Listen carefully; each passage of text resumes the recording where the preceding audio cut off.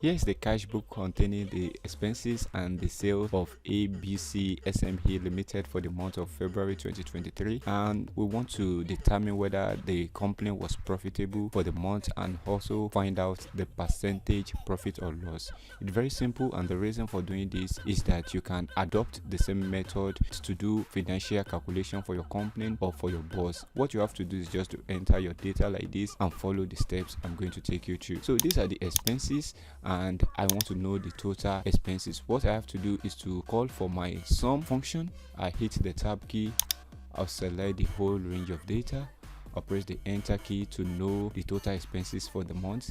And here is the sales. If I want to calculate the profit or the loss, what I have to do is to come to this cell and say equals the sales minus the expenses, and that will tell me if it's profitable. It's profitable. So what I have to do now is to calculate the percentage profit, and how I will do that is to come to this cell, I'll click on it, I'll say equals profit we made divided by the expenses we had, and I'm going to press it. I'll press the enter key. It's in decimal form, so I will have to format this to percentage by pressing Ctrl Shift and 5, or the percentage key, and here is the percentage profit. It's simple and you can adopt the same method.